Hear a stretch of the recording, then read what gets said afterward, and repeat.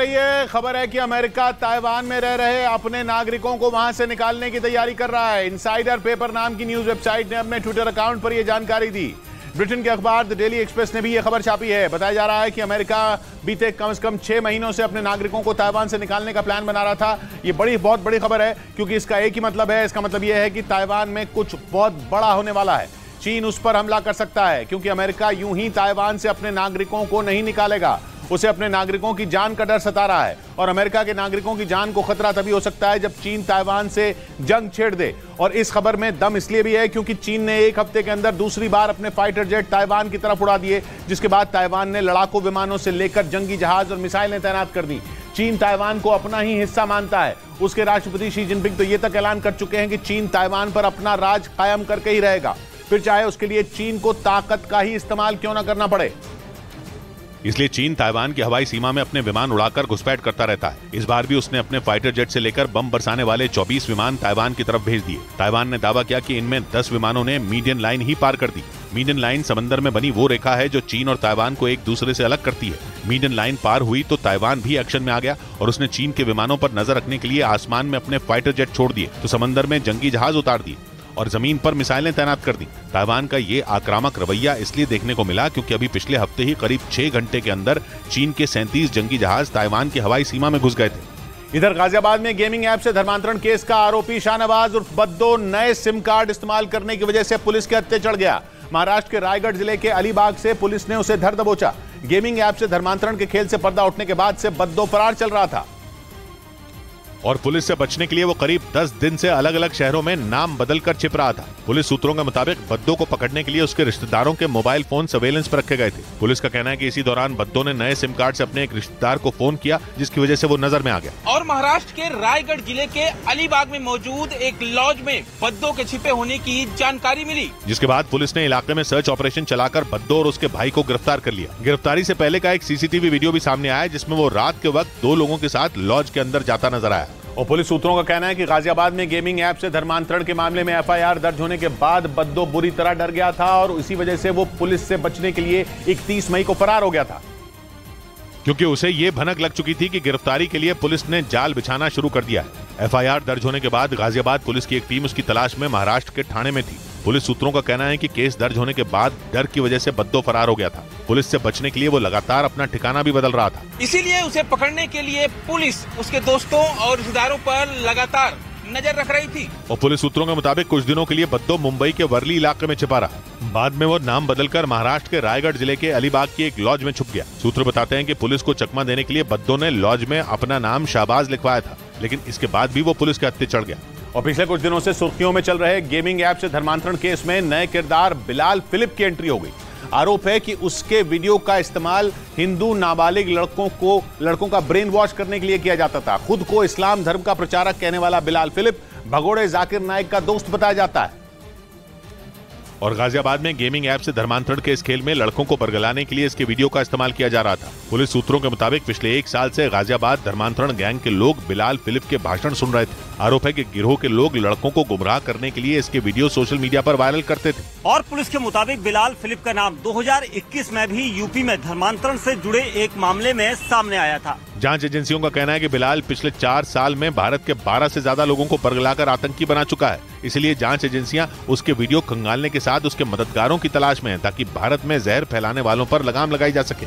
और पुलिस सूत्रों के मुताबिक गेमिंग ऐप से धर्म बदलवाने के आरोपी शाहनवाज उर्फ बद्दो को पुलिस सड़क के रास्ते महाराष्ट्र के ठाणे से यूपी के गाजियाबाद ला रही है। बद्दो को गिरफ्तार करने के बाद गाजियाबाद पुलिस ने उसे ठाणे की कोर्ट में पेश किया, जिसके बाद कोर्ट ने उसे 3 दिन यानी 15 जून तक के लिए ट्रांजिट रिमांड पर गाजियाबाद पुलिस को सौंप दिया। पुलिस सूत्रों का दावा है कि कोर्ट में पुलिस ने यह बताया कि गेमिंग ऐप से धर्मांतरण कराने के आरोपी बद्दो को सड़क के रास्ते करीब 1500 किलोमीटर का सफर तय करके यूपी के गाजियाबाद लाया जाएगा। इस पर कोर्ट ने गाजियाबाद पुलिस को रास्ते में बद्दो के खाने पीने और उसकी सुरक्षा के इंतजाम करने के निर्देश दिए। 23 साल का शाहनवाज उर्फ बद्दो महाराष्ट्र के ठाणे जिले के मुमरा इलाके का रहने वाला है, जिसे पुलिस ने एक दिन पहले रायगढ़ जिले के अलीबाग इलाके की एक लॉज से गिरफ्तार किया।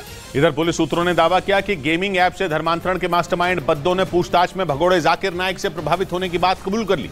बद्दो पर गेमिंग ऐप से दिल्ली के नजदीक यूपी के गाजियाबाद और उसके आसपास रहने वाले 4 हिंदू नाबालिग लड़कों का धर्म बदलवाने का आरोप है। और सूत्रों के मुताबिक ऐसा उसने जाकिर नायक के प्रभाव में आकर किया। पुलिस सूत्रों का कहना है कि बद्दो की नजर कई हिंदू लड़कों पर थी जिन्हें वो बरगलाने में जुटा था, लेकिन 30 मई को गाजियाबाद पुलिस ने धर्मांतरण के इस खेल से पर्दा उठा दिया। जांच के बाद 4 जून को पुलिस ने धर्मांतरण कराने के आरोप में अब्दुल रहमान को गिरफ्तार किया। फिर 11 जून को इस खेल के मास्टरमाइंड बद्दो को महाराष्ट्र के रायगढ़ से गिरफ्तार कर लिया गया। पुलिस सूत्रों का दावा है कि पूछताछ में बद्दो ने यह कबूल किया कि उसने भगोड़े जाकिर नायक के भाषणों से प्रभावित होकर गेमिंग ऐप से धर्मांतरण की साजिश रची थी। पुलिस को शक है कि कई प्रतिबंधित लोगों के साथ भी बद्दो के तार जुड़े हो सकते हैं। इस बीच गाजियाबाद पुलिस के सूत्रों के मुताबिक शाहनवाज उर्फ बद्दो खुद को गैर मुस्लिम बताकर गेमिंग ऐप के जरिए हिंदू नाबालिग लड़कों का धर्म बदलवाता था। इसका पता तब चला जब पुलिस ने मुस्लिम धर्म अपना चुके नाबालिग लड़कों से बातचीत की, जिसके जरिए बद्दो की साजिश से पर्दा उठ गया। पुलिस सूत्रों का कहना है कि गेमिंग ऐप पर बद्दो ने फर्जी नाम से आईडी बना रखी थी, जिसमें उसने खुद को गैर मुस्लिम बताया था ताकि हिंदू नाबालिग लड़के उसकी बातों पर भरोसा कर सकें। सूत्र बताते हैं कि चैटिंग ऐप डिस्कॉर्ड पर उसने लड़कों को यह बताया था कि वो पहले ईसाई धर्म को मानता था, लेकिन बाद में उसने इस्लाम धर्म अपना लिया। पुलिस सूत्रों के हवाले से खबर है कि बद्दो ऑनलाइन गेमिंग ऐप के जरिए उन लड़कों को टारगेट करता था जिन्हें गेम खेलने की लत थी। सूत्रों का कहना है कि बद्दो उन लड़कों को यह बताता था कि वो गेम खेलने से पहले कुरान की आयतें पढ़ता है और उसकी मदद से वो उस गेम का हर लेवल आसानी से पार कर जाता है। उधर रूस के एक अखबार ने रिपोर्ट छापी कि अपने राजनयिक रिश्ते बहाल करने वाले ईरान और सऊदी अरब यही नहीं रुकेंगे बल्कि दोनों आगे सैन्य सहयोग भी बढ़ाएंगे। अखबार ने दावा किया कि दोनों देश समुद्र की सुरक्षा के लिए एक ज्वाइंट ग्रुप बनाने के लिए राजी हो गए हैं, जबकि पश्चिम एशिया में अमेरिका पहले से ही समुद्री सुरक्षा के गठबंधन की अगुवाई करता है। यानी पश्चिम एशिया में अमेरिका के रुतबे को तगड़ा झटका लगने वाला है।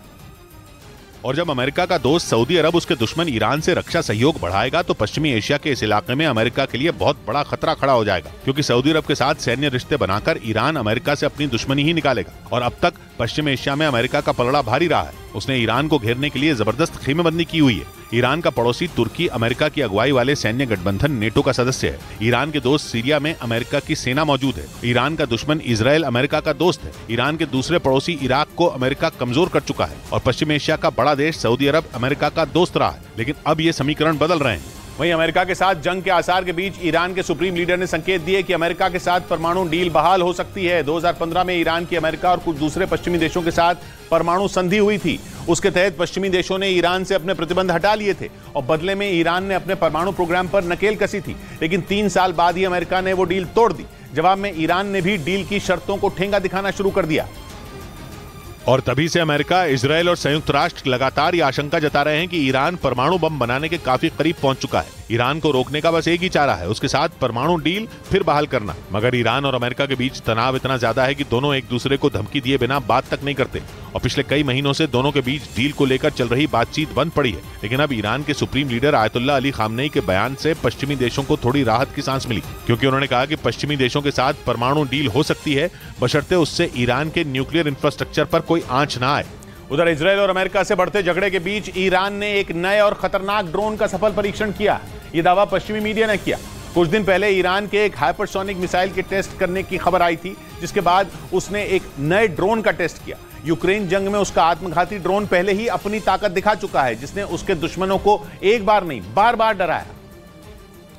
और उसका नया ड्रोन भी दुश्मनों के पसीने छुड़ा सकता है। पश्चिमी मीडिया ने दावा किया कि ईरान का यह खास बॉम्बर ड्रोन करीब 7 किलो तक का बम उठा सकता है और 500 मीटर की ऊंचाई से अपने टारगेट को निशाना बना सकता है। ये ड्रोन एक बार में 10 छोटी मिसाइलें दाग सकता है और इस ड्रोन को किसी भी तरह के मौसम में ऑपरेट किया जा सकता है। यानी शाहिद 136 के बाद ईरान का नया ड्रोन आ गया, जिसे उसने अर्बाइन प्रोजेक्ट के तहत तैयार किया और अमेरिका और इजराइल को परेशान करने का नया रास्ता तैयार कर लिया। इधर मुंबई के मीरा रोड हत्याकांड में पुलिस सूत्रों का दावा है कि आरोपी मनोज साने ने अपनी लिव इन पार्टनर सरस्वती के शव के टुकड़ों को कहीं फेंकने के आरोपों से इनकार कर दिया। इससे पहले पुलिस को आरोपी के फ्लैट से शव के 13 से 14 हिस्से मिले थे, जिससे उन्हें आशंका थी कि शव के कुछ हिस्सों को आरोपी मनोज साने ने कहीं ठिकाने लगा दिया। जिसके बाद से पुलिस आरोपी मनोज साने से लिव इन पार्टनर सरस्वती की हत्या के मामले में पूछताछ कर रही है। पुलिस सूत्रों का दावा है कि आरोपी मनोज ने सरस्वती के अंगों को बाहर ठिकाने लगाने के आरोप से इनकार किया, जिसके बाद अब पुलिस मनोज के इस बयान की जांच कर रही है और गीता आकाशदीप सोसाइटी की सीसीटीवी फुटेज खंगाली, जिसमें मनोज साने एक काले रंग की पॉलिथीन लेकर जाता दिखा। लेकिन उस पॉलिथीन में सरस्वती के बॉडी पार्ट थे या नहीं, इसकी मुंबई पुलिस अब जांच कर रही है। पुलिस को अभी सरस्वती की फोरेंसिक और पोस्टमार्टम रिपोर्ट आने का इंतजार है।